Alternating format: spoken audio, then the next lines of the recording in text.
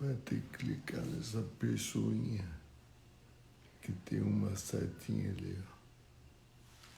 Mas quando Tá foi vendo ele, né? Costa? Aqui? Então clica na pessoinha. Não, embaixo. Embaixo de tudo. Para baixo. Peraí. Aqui. Aí. Digita Costa. AR. Costa. Costa. No plural? AR. Tudo junto. R. Aqui, né? Clicar como dá. Para fechar. Clica na tela.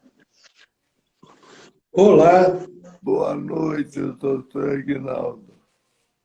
boa noite, Léo. Como é que você está? Olha, eu quero, em primeiro lugar, desejar boa noite aos nossos convidados. Quer dizer que é uma grande honra que está recebendo o senhor hoje, porque depois de 10 anos que eu estou tendo a possibilidade de fazer um agradecimento pessoal ao senhor por tudo que fez pela minha vida, no meu atendimento no pronto-socorro e durante os 7 meses que eu tive de internação. Então, eu quero dizer que aos nossos convidados, que eu recebo hoje com muita alegria, com muita satisfação, o médico neurologista, Dr. Equinaldo Costa, que, como eu disse em todas as postagens que eu fiz, o Dr. Equinaldo foi o responsável por salvar a minha vida. Então, Dr. Equinaldo, primeiramente, boa noite, seja bem-vindo. Se o senhor quiser falar alguma coisa para o nosso pessoal, que aí depois vamos bater um papo. Bom, eu quero primeiro desejar boa noite a todos. Agradeço imensamente o convite. E assim, o Leonardo é uma pessoa que tem um coração muito bom, então esses elogios dele devem ser medidos em função desse coração enorme que ele tem, né? E ele faz esses elogios assim ao vivo. O problema é que se bobear uma lágrima rola e aí a reputação vai junto. A gente tem que tomar cuidado para não ficar emotivo demais, né? Pois é. Doutor Ignaldo, a gente vai falar hoje para um público que vão ter aí outros sobreviventes como eu, familiares, profissionais da saúde e amigos que não têm nenhuma ligação ou com derrame ou com saúde, mas são parceiros. Então eu pretendo nessa live fazer com que a mensagem que chegue a todos seja uma mensagem bastante clara, sem muita técnica, para ser mais fácil, para que todos possam compreender aquilo que eu pretendo, que é passar à frente informações para que a gente possa, com essa atitude de hoje, minimizar, quem sabe no futuro, novos casos de AVC. Então, é informando que a gente consegue prevenir. Então, como diz o título da nossa live, vamos conhecer um pouco da minha história. Tudo começa no dia 5 de janeiro de 2012, que eu estava saindo do meu escritório por volta de 5, 6 horas da tarde, que é a hora que eu me levanto da cadeira, que eu senti não senti uma fisgada, porque fisgada remete a uma coisa mais forte, como se fosse uma agulhada bem leve na minha nuca. que eu creio que para todos outros, mas foi muito rápida. Eu achei estranho aquilo, mas como não senti nada, segui em frente e fui embora. Vindo para casa, eu trabalhava em Santana e moro em Alphaville. Quando eu chego em casa, estou para chegar em casa, eu de repente vomitei no carro, sem ter ânsia, sem nada. Eu estava tendo um mal-estar. Aí eu encostei o carro, desci, lavei a boca, escovei o dente e tomei um pouco de água. Daí é importante frisar que eu estava sozinho em casa, porque minha família estava fora, nós estávamos viajando, que eu tive que antecipar minha volta por questões profissionais.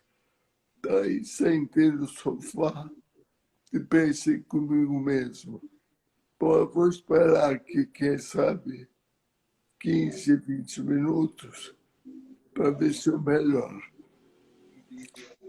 Daí, passado um tempo, não melhorei. Daí eu falei, vou levantar para me dirigir para o pronto-socorro. Quando eu levanto no sofá, as pernas estavam muito moles. Mas mesmo assim eu consegui, que até o telefone, que liguei para a portaria e pedi ajuda, porque eu não ia conseguir dirigir até o PS. E aí rapidamente veio e para entrar no carro eu já tive que ser ajudado, porque as pernas estavam muito fracas.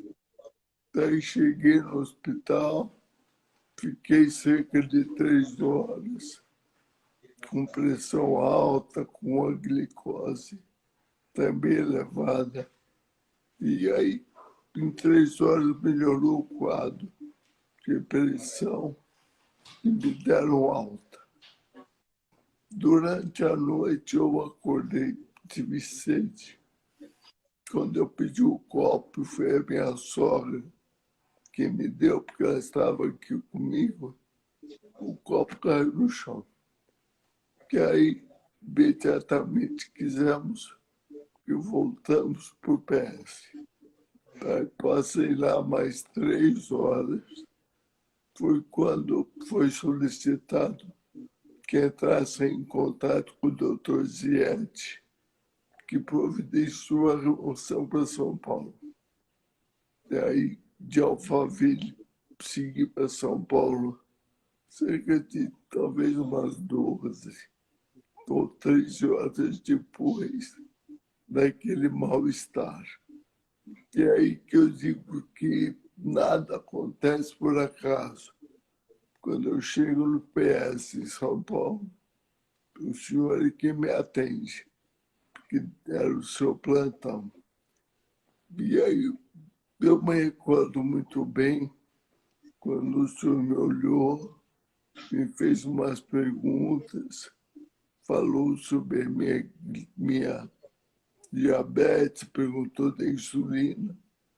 E aí, não sei se foi com o seu dedo ou com uma caneta, o senhor pediu que eu seguisse movimentando os olhos para a esquerda, para a direita, para cima e para baixo.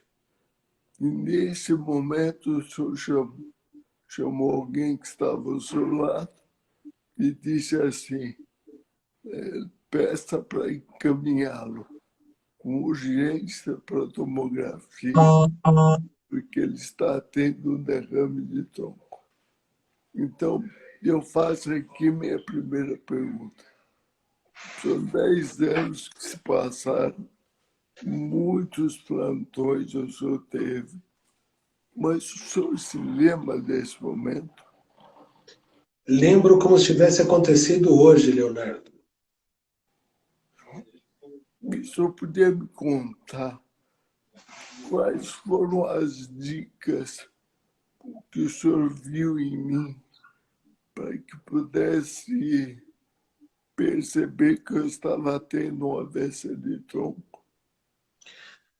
Bom, você tinha algumas alterações que a gente chama do movimento ocular conjugado.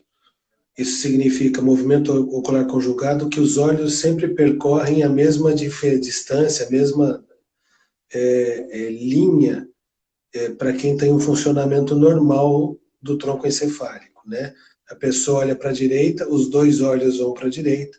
A pessoa olha para a esquerda, os dois olhos vão para a esquerda. No seu caso, a gente tinha uma desconjugação do olhar, né? Isso foi uma dica, e uma desconjugação do olhar que tem um nome específico, que é o nome da oftalmoplegia internuclear. Isso sugere para a gente que tem comprometimento de uma área do tronco chamado ponte. Continuando, você estava já com uma dificuldade de articular a fala. Você falava como se estivesse muito resfriado, com a voz fanhosa e com uma dificuldade da articulação. Menos do que você tem hoje, mas já tinha um pouco na época. E quando a gente pediu para você abrir a boca, a gente viu que a úvula, aquela que popularmente é chamada de campainha, ela não tinha um movimento adequado, né? Esses sinais, junto com outras coisas, mas principalmente sinais, sugerem que você tinha um comprometimento da ponte, que é uma parte do tronco encefálico, e do bulbo, um comprometimento ponto-bulbar. O importante aqui é a gente dizer que quando o paciente perde a força de um lado inteiro do corpo, como ele perde a fala, quando a gente tem o que a gente chama de derrame da circulação anterior do cérebro, o diagnóstico é um pouco mais fácil. A gente fala que, habitualmente, a gente tem que pedir para o paciente falar, sorrir e apertar a mão. Se o paciente não consegue sorrir, tem dificuldade à fala e não aperta a mão do lado que a gente pede, e se essa instalação aguda, a gente sempre tem que pensar num acidente vascular cerebral, num derrame. O derrame mais frequente é aquele que acontece com oclusão do vaso, aquele onde falta sangue. O menos frequente é aquele onde a gente tem o sangramento. E pensando na circulação da parte da frente do cérebro e na circulação da parte de trás, onde também está o tronco encefálico, os derrames da parte da frente são mais frequentes e são mais fáceis de diagnosticar.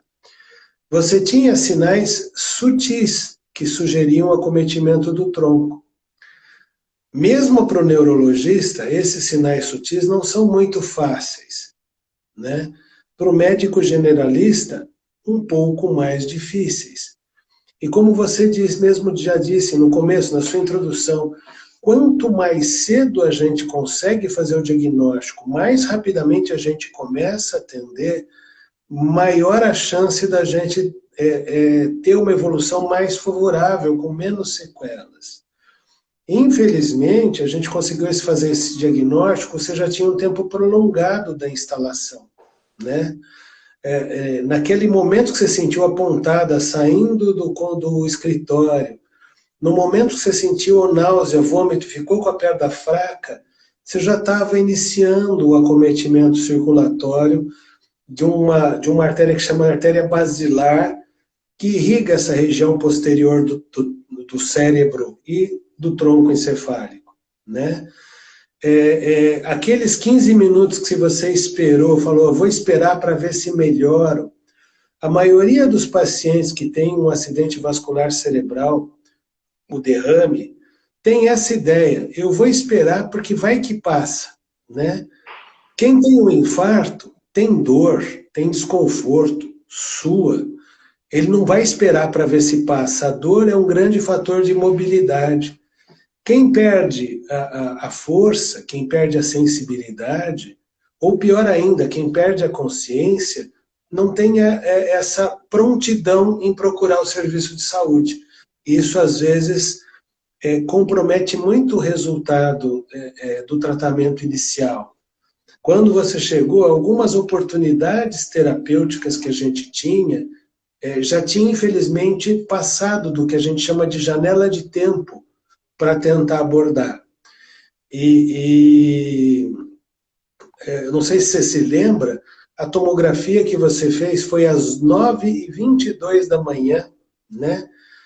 E depois a gente teve que levar você para ressonância para confirmar o diagnóstico. Acho que você se lembra disso. Sabe por que que eu não me lembro?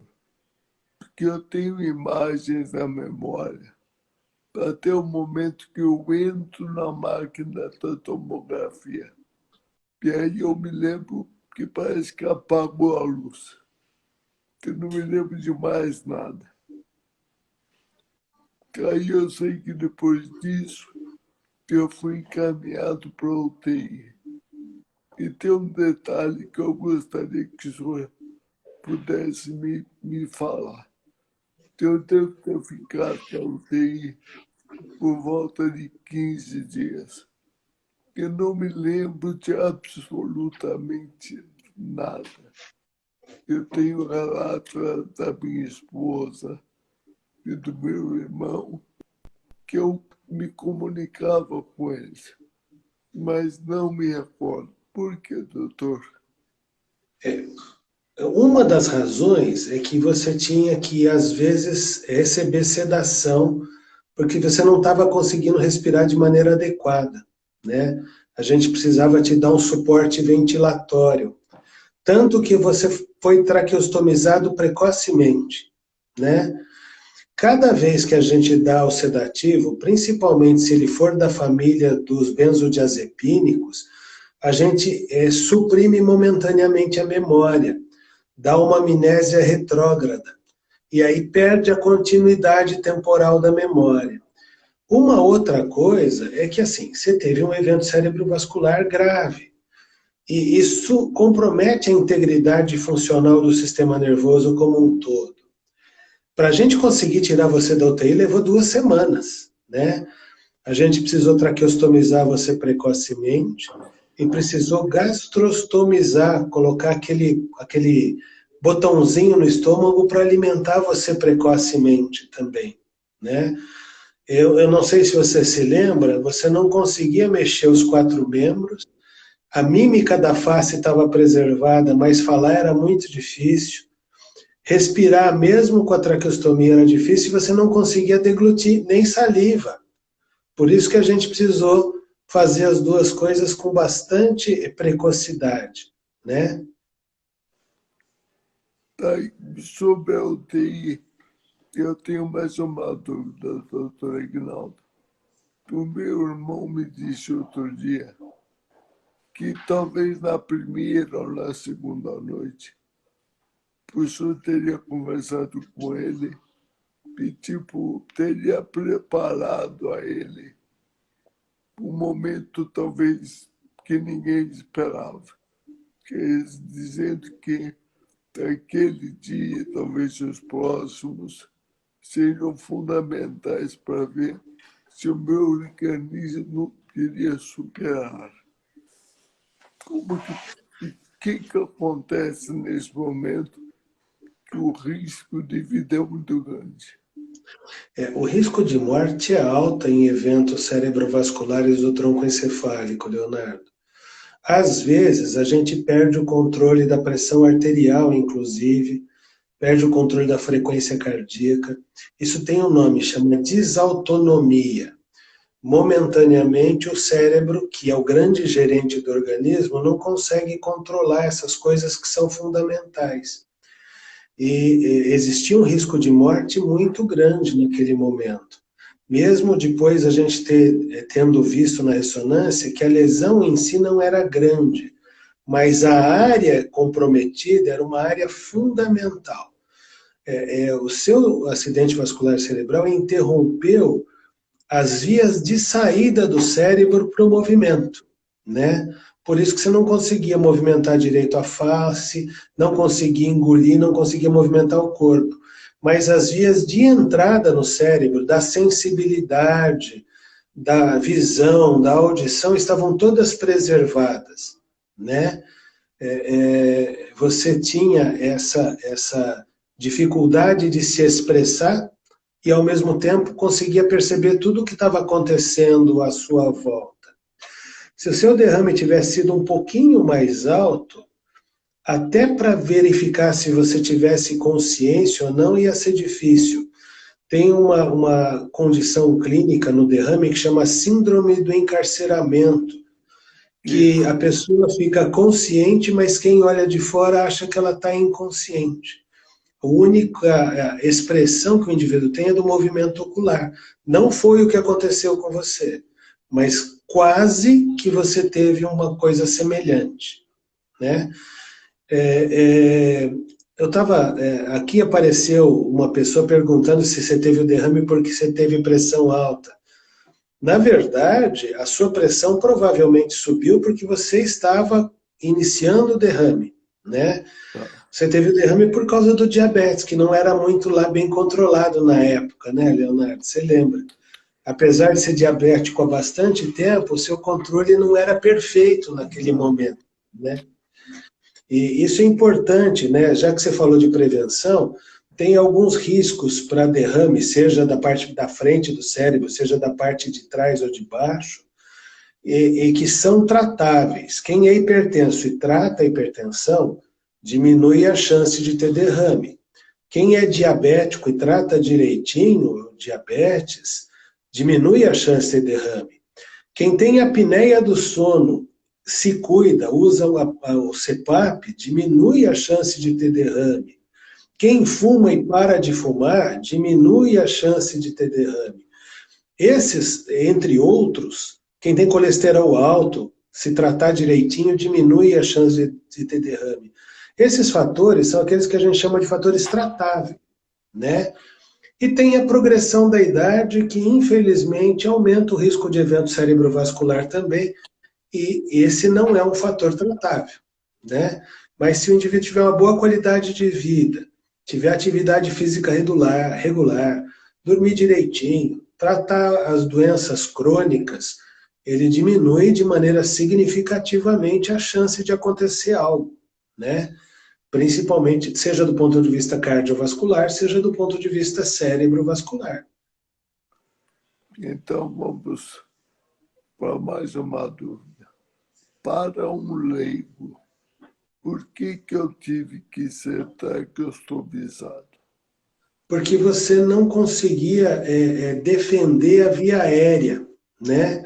Quando a gente tem o tronco cerebral tá íntegro, a saliva você vai engolir, falando para o leigo, ela vai para o lugar certo, ela vai para o esôfago. Quem não defende a via aérea, ele vai para a via aérea, vai para o pulmão. Outra coisa, a gente não tinha expectativa de tirar o tubo da sua garganta. Uma coisa que encurta muito o tempo de intubação é tirar o tubo da boca e colocar no pescoço. Por isso que você optou, diminui uma série de complicações para aquele paciente que a gente não tem expectativa precoce de tirar o suporte ventilatório, né? Você lembra que você, durante bastante tempo, mesmo em casa, você precisava usar o CPAP à noite na traqueostomia, né? Então, a gente precisou fazer a traqueostomia para fazer você sair mais rápido da UTI, né? E para proteger a via aérea com mais garantia de segurança. Tá. Eu vou fazer agora uma pergunta que eu tenho recebido muito de pessoas pela internet, que têm parentes, que têm amigos, que tiveram algum tipo de derrame e que, como eu passei, passam muita dificuldade para encontrar algum tipo de ajuda, de apoio, pedir informação para tentar ajudar a sair daquele momento inicial, quando a gente chega em casa. Então, por exemplo, aqui comigo, depois de 7 meses que eu estava hospitalizado, eu tive alta, que foi uma alegria para todo mundo. Só que quando eu chego em casa, o que a minha mulher teve que fazer? Meu quarto fica no andar de cima. Então era impossível que eu subisse escada. Então tivemos que adaptar uma sala para que fosse o meu quarto. Aqui na parte de baixo não tem chuveiro. Então tivemos que reformar o banheiro e conseguimos colocar o chuveiro. Fora isso e todos os equipamentos, como cilindro de oxigênio, CPAP, toda aquela parafernália de coisas, o que vem junto? Uma equipe de enfermagem, com 2 pessoas no plantão do dia e 2 pessoas no plantão da noite. Daí vem físio, fono, TO, nutricionista. Então, uma casa que era tranquila sofre um tsunami. Primeiro no dia a dia das coisas e depois na estrutura de família, como projetos de vida. O que o senhor, com a experiência que o senhor tem, o senhor pode orientar essas famílias que hoje, por exemplo, têm familiares que estão hospitalizados, que prestes a ir para casa, possam se preparar para enfrentar tudo isso que enfrentei? Então, Leonardo, quando a gente fala para leigo, a gente costuma dizer que o acidente vascular cerebral modifica a vida não só de quem sofreu acidente vascular cerebral, mas de todo mundo que está em volta. Um exemplo que eu dou, costumo dizer, uma pessoa que mora numa casa de difícil acesso, que tem que subir 30 degraus para chegar na porta da casa, que a renda familiar é composta pelo trabalho dele, pelo trabalho da esposa e pelo trabalho do filho, e essa pessoa tem um acidente vascular, perde a movimentação do lado direito, por exemplo, perde a fala e vai precisar de suporte a vida inteira. A renda familiar que tinha 3 pessoas, de repente se reduz a renda familiar de uma pessoa só. Um não trabalha mais porque teve AVC, e outra não trabalha mais porque tem que cuidar da pessoa que tem o AVC, né? Você, dentro da catástrofe que foi ter um evento cerebrovascular de tronco, você teve toda essa capacidade e a sua família teve todo esse empenho de se ajustar à nova realidade, né? Infelizmente, nem todo mundo tem nem essa capacidade cognitiva que você tem de passar por cima, de tocar em frente, de fazer acontecer. Nem todo mundo tem a condição de ordem financeira, cognitiva, familiar que você tem. Um evento cerebrovascular é muito mais interessante quando ele é evitado, né, do que quando ele precisa ser tratado. E quando ele é tratado, quanto mais precocemente a gente puder tratar, menos sequelas a gente vai ter, né? Para o acidente vascular cerebral isquêmico, aquele onde falta sangue, e mesmo para o hemorrágico, a gente sempre costuma dizer que tempo é cérebro. Quanto menos tempo você levar para atender, mais cérebro você vai ter para frente, menos sequela você vai ter. Então, assim, para o paciente que tem um evento cerebrovascular, antes da alta, o domicílio já precisa ser preparado.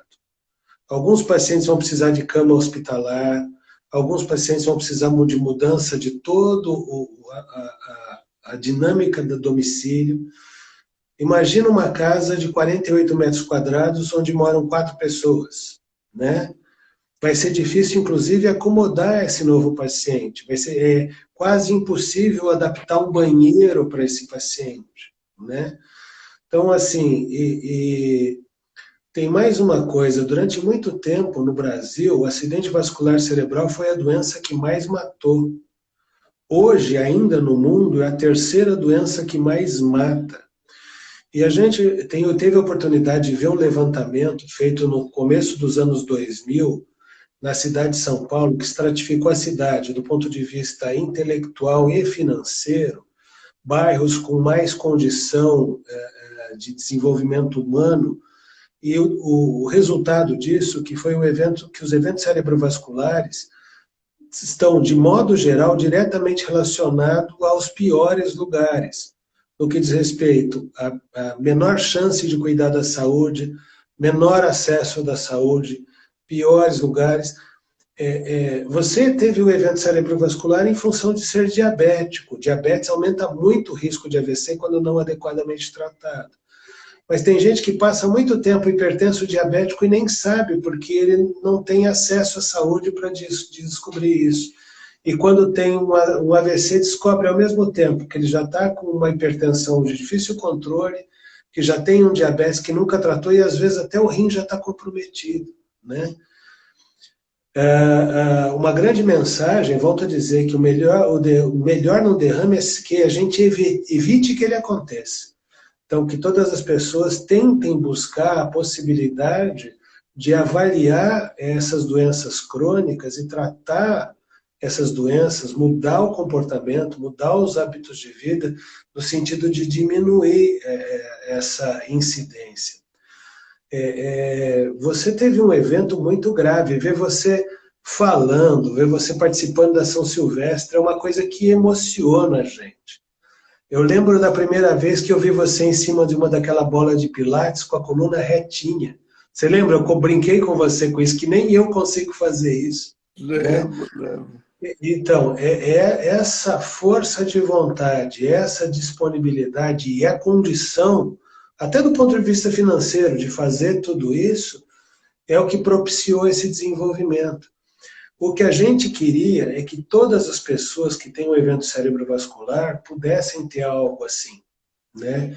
Infelizmente, a gente vive num país muito desigual e a desigualdade começa na prevenção, continua no diagnóstico e continua depois na reabilitação, né? Isso é uma coisa muito ruim.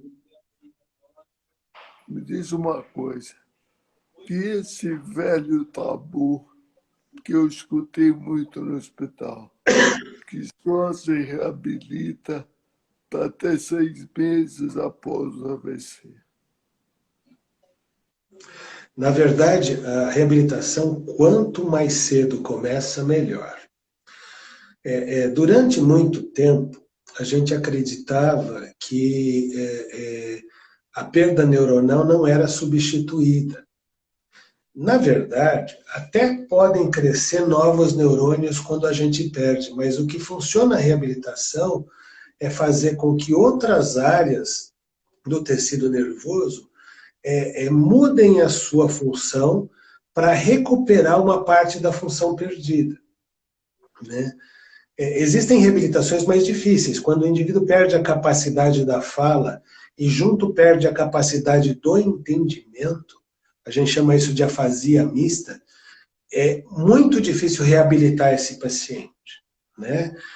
Eu estava revendo uma ressonância que você fez em 2013, um ano e meio depois que você teve o AVC, né?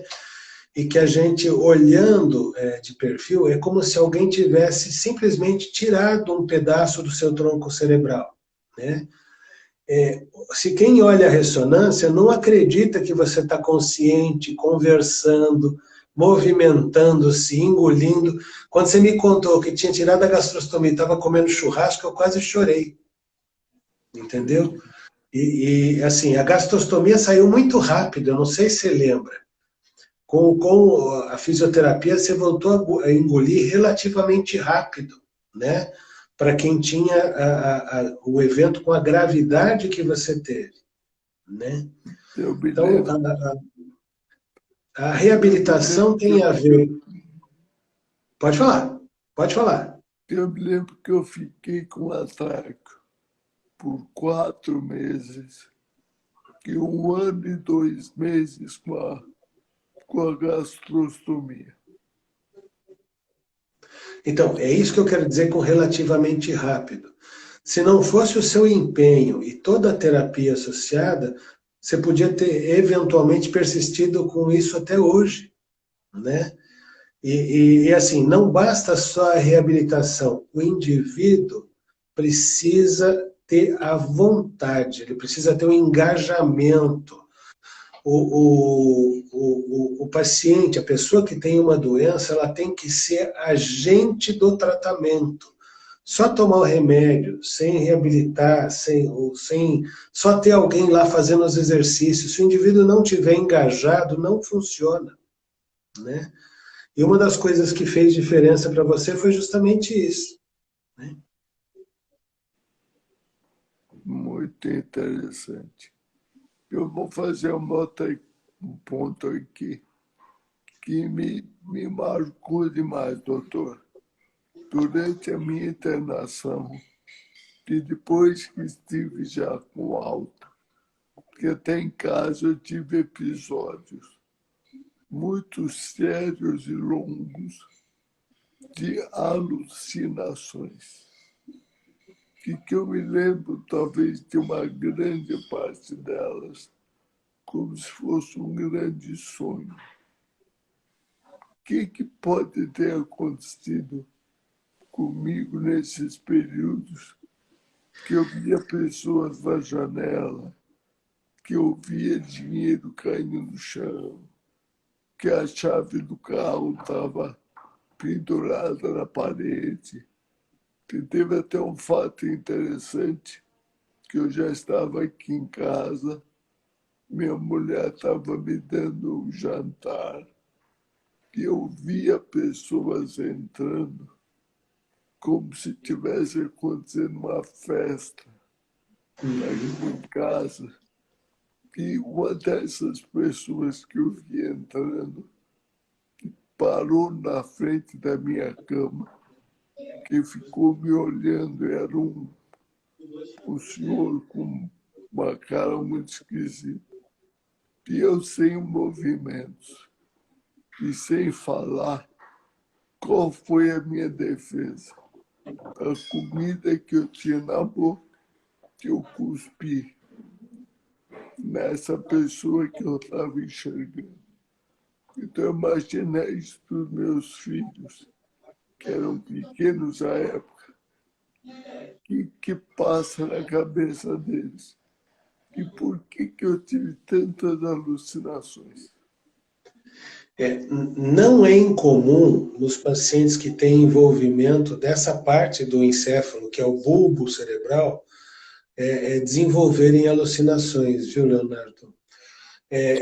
Parte dos circuitos do que fazem a gente dormir e acordar, parte dos elementos que fazem o que a gente chama de vigília ou ciclo sono-vigília, passam por essa região.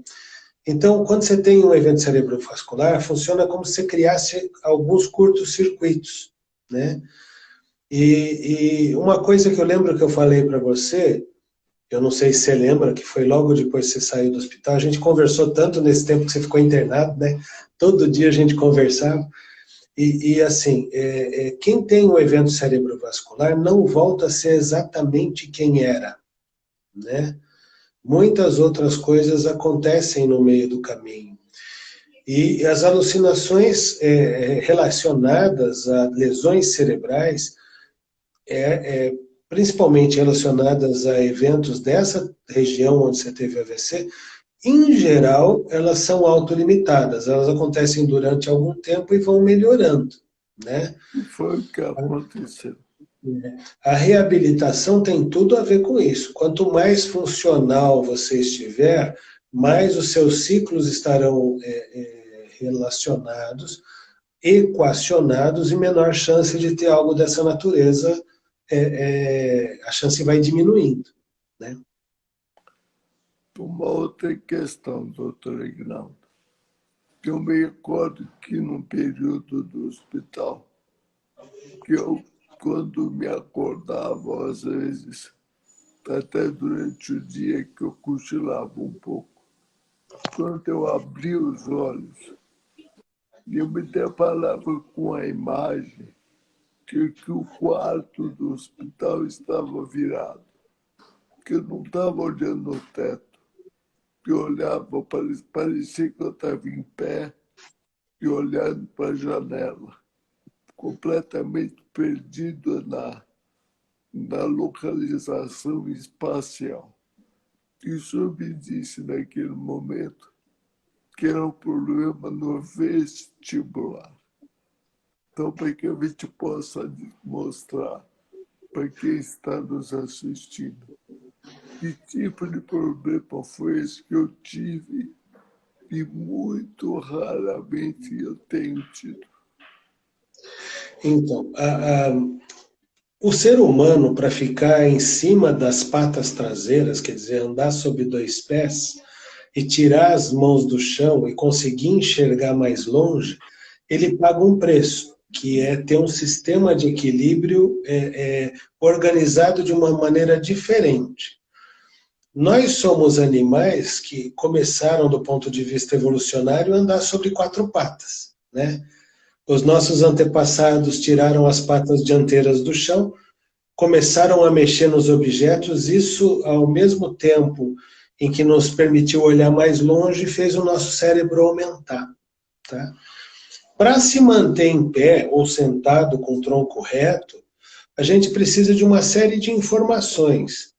A gente precisa da visão, a gente precisa de uma estrutura no encéfalo chamado cerebelo, a gente precisa de estruturas dentro da orelha que se chamam canais semicirculares, que compõem o labirinto.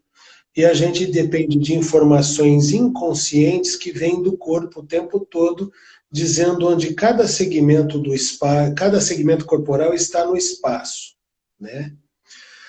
Você teve um evento cerebrovascular numa área muito perto de onde passam todas essas linhas de transmissão, principalmente as linhas de transmissão que vêm do labirinto, do órgão vestibular, e as vias de transmissão que vêm do cerebelo, né? E particularmente quando você estava dormindo, descansando, e alguém despertava você, você levava um tempo para se recolocar no espaço. As informações não chegavam de maneira congruente. Então você precisava ficar plenamente consciente, respirar, se recolocar para conseguir ver que essas coisas estavam numa determinada posição. Isso ainda acontece, mas muito menos do que acontecia na época, né? Hoje é muito raro, é bastante raro, mas é muito desconfortável. Sim. Dá um susto, porque de repente eu me encontrava num lugar que parecia que eu estava de ponta cabeça. Parecia aqueles cenários do Batman da década de 60, né? Exatamente. O chão estava enviesado, né? Isso. E outra coisa, eu não sei se você lembra que você tomava susto quando você estava quase dormindo? Não. Que você tinha uma sensação como se você estivesse caindo no desfiladeiro. Não me lembro. Você tinha isso no começo. Isso também tem a ver com o lugar onde estava a lesão, né? Muita gente tem isso, quando está quase dormindo, tem a sensação de cair no buraco e depois toma um susto. A gente vê isso em transporte coletivo, né? O pessoal parece que está pescando, né? Que tem aquele tranco na cabeça. Isso é normal, isso não é anormal. Isso chama empuxo hipnagógico ou mioclonia hipnagógica. Quer dizer, quando a gente está quase dormindo, o cérebro modifica algumas coisas no funcionamento do movimento para a gente não bater em quem está no nosso lado, né? E quando você passa direto da fase de acordado para a fase do sonho, você sente como se tivesse perdido o movimento. E aí você conscientemente quer trazer isso de volta, né? No seu caso, você tinha mais isso por causa do local que teve o derrame. Mas muita gente experimenta isso quando não dorme direito à noite, por exemplo, né? Puxa vida, mais uma questão.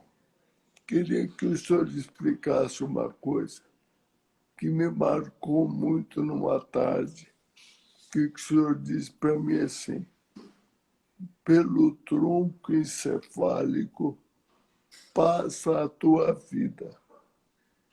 Isso na hora me causou um espanto, porque eu não sou conhecedor da neurologia.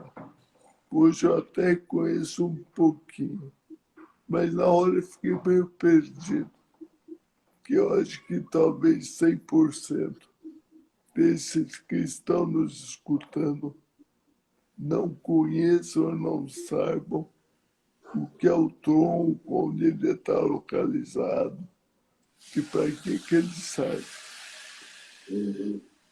Bom, dentro da cabeça, a gente tem uma parte do sistema nervoso central que chama encéfalo. É composto pelo cérebro, que tem dois lados, dois hemisférios. Tem uma parte que está relacionada com equilíbrio, que chama cerebelo. E tem uma parte que está relacionada a funções fundamentais. Por exemplo, manter a respiração, manter a pressão arterial, regular o ciclo de sono e vigília, fazer a gente engolir, fazer a gente se mexer, recebe ordens do cérebro, as coisas que o cérebro quer que o corpo execute são criadas na parte mais alta, mas elas têm que chegar ao resto do corpo, e uma via importante para passar é o tronco encefálico. Tudo que é produzido do ponto de vista de programa de movimento na parte alta do encéfalo, no hemisfério cerebral, passa pelo tronco para chegar à medula, chegar às raízes e aos nervos para efetuar o movimento. O movimento desce na parte que a gente chama anterior do tronco encefálico. E as informações, tato, dor, calor, vibração, sobem pela parte posterior do tronco. Existe uma estrutura chamada formação reticular ativadora ascendente dentro do tronco encefálico, que é o que nos mantém acordados, que mantém a vigília. Para quem está ouvindo, imagina uma árvore, né? Que a gente tem a copa, tem os galhos, tem o tronco e as raízes. O encéfalo seria a copa da árvore, né? O tronco cerebral corresponde ao tronco da árvore e as raízes são raízes e nervos, né? Chama tronco não é à toa, porque é uma coisa que dá a sustentação de funcionamento das estruturas mais superiores. O nosso tronco cerebral, ele tem uma característica anatômica que ele é muito semelhante ao sistema nervoso superior dos répteis, né? Aí, em cima disso, a gente coloca um cérebro primitivo e, em cima disso, a gente põe o que diferencia a gente do resto dos animais, que é mais ou menos 5 milímetros de córtex cerebral, que faz a gente ser diferente. A gente fala que pelo tronco passa a vida, porque se você desligar essa formação reticular ativadora ascendente, o indivíduo não acorda mais. A gente fala que pelo tronco passa a vida, porque se você tivesse tido uma lesão um pouco mais para baixo, um pouco mais para trás, você não conseguiria respirar mais, né? Então, é um lugar relativamente pequeno em relação ao cérebro, mas que exerce uma gama muito grande de funções. E assim, uma coisa interessante para dizer é que, em média, o encéfalo ele pesa 5% do peso do corpo. E ele consome entre 1/5 e 1/4 de todo o trabalho do coração. O coração trabalha muito para manter o sistema nervoso cerebral funcionando, né? Porque ele precisa do bombeamento, o cérebro precisa do bombeamento de sangue em cada uma das artérias que vão nutrir o cérebro, que vão oxigenar o cérebro. E é por isso que qualquer obstrução dessa leva a perda de tecido. A célula nervosa, que chama neurônio, ela resiste no máximo 6 minutos sem oxigênio. Se tiver sem oxigênio e com deficiência de glicose, quer dizer, com deficiência energética, ela resiste menos. Por que que é tão importante chegar com o paciente com derrame rápido, num lugar onde ele tem condição de ser atendido? Porque se tiver uma obstrução vascular e a gente conseguir desentupir, a gente salva tecido. Isso melhora o prognóstico.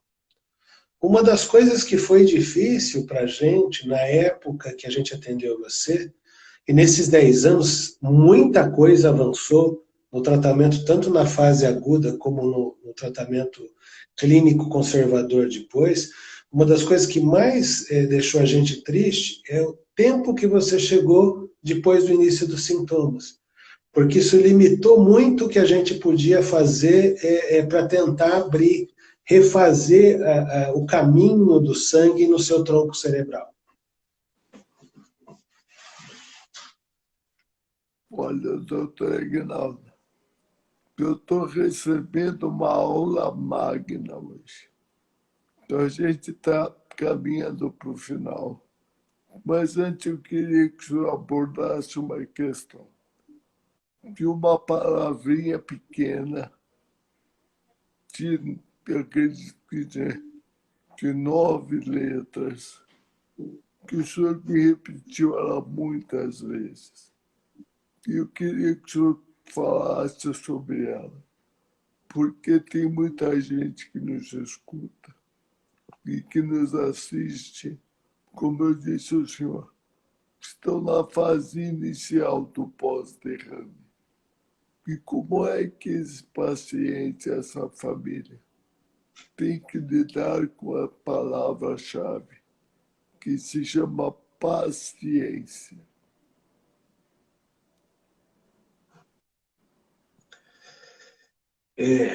Isso provavelmente é a parte mais difícil, porque muita coisa muda, né, Leonardo? Tem, como você disse, tem planos para a vida à frente, tem condições no momento, e família, a gente costuma dizer que amigo a gente escolhe. Família, depois de um tempo, a gente não escolhe, a gente nasce no seio dela. Amigo a gente escolhe, irmão vem no pacote, né? E a gente diz irmão, não só o irmão de sangue, mas todos os próximos da família. E assim, você é a prova viva de que o suporte familiar faz muita diferença, a paciência faz muita diferença. Imagina a senhora digníssima esposa sua, quando você cuspiu a comida na sua alucinação, se ela achasse que você tivesse cuspido a comida nela, ela não te trataria do mesmo jeito, né? Então, e assim, quem vive na mesma casa por muito tempo, vai criando uma série de coisas que vai ficando, né? Pequenas ranhuras, pequenas cicatrizes, pequenas trincas no relacionamento, podem levar a uma série de complicações do ponto de vista psicoafetivo. Porque, assim, quando a gente tem uma família, não é só o chefe da família ou o provedor da família que tem planos. Todos os membros da família têm planos, né? E uma mudança tão importante, principalmente quando se relaciona a uma doença, mais ainda se for uma doença grave, modifica todas essas perspectivas. Particularmente nas gerações atuais, que admitem praticamente tudo, menos a capacidade de se adaptar às mudanças, quer dizer, o pessoal tem tolerância a tudo, menos a adversidade, fica mais difícil, né? As gerações mais antigas, as pessoas mais velhas, estavam acostumadas com algum grau de adversidade. As mais novas até topam ter paciência, mas tem que ser para agora, não pode esperar a paciência, né? E a vida tem para ensinar para a gente muita coisa, essa coisa de ser paciente com os outros. E com a gente mesmo também, porque não, é uma coisa que a gente vai desenvolvendo. A gente não aprende nada se não tiver algum grau de dificuldade. O pessoal mais velho costumava dizer que mar tranquilo nunca faz bom marinheiro, né? São as adversidades da vida que nos tornam mais fracos ou mais fortes, dependendo da maneira como a gente encara. Eu tenho certeza que o Léo de hoje não é o mesmo Léo do dia 4 de janeiro de 2012, né? Em vários aspectos, os mais diversos possíveis, né? Doutor E Edgar, assim, desculpa, doutor Ignaldo, que eu estou de olho no tempo, que o tempo está esgotando. Eu perfeito. preciso encerrar Tá antes de bom, completar 1 hora, senão eu perco o vídeo para depois disponibilizar. Então, eu queria que o senhor rapidamente deixasse uma mensagem para todos que estão nos assistindo, para que a gente possa encerrar, por favor. perfeito. A mensagem é: prevenir um acidente vascular cerebral é melhor do que tratar. Se acontece um evento cerebrovascular, um AVC, um derrame, o tratamento precoce é o que mais faz diferença. Todo mundo precisa ser engajado nisso. As pessoas, as associações, a sociedade civil, as sociedades médicas, as instâncias governamentais. Isabela, A gente está num momento de pandemia onde todo o foco é para essa questão, mas as doenças cerebrovasculares continuam aí, continuam matando e continuam deixando pacientes sequelares. Aconteceu, vamos reabilitar, né? E assim, acho que a grande mensagem é que se todo mundo tivesse 1/10 dessa resiliência e desse engajamento que o Leonardo tem para a vida, não é para melhorar da doença, não, é para a doutor, vida. vai A gente ia devagar. ter, né, a gente ia ter uma vida muito diferente, todos nós. Eu acho que a minha parte eu encerro aqui, Leonardo. Doutor, então eu quero, no fundo do meu coração, para agradecer a sua presença, foi muito esclarecedora. Deus lhe pague por tudo que fez por mim, que está fazendo hoje pelos nossos sobreviventes que estão aí participando da live. Muitíssimo obrigado. Eu que agradeço.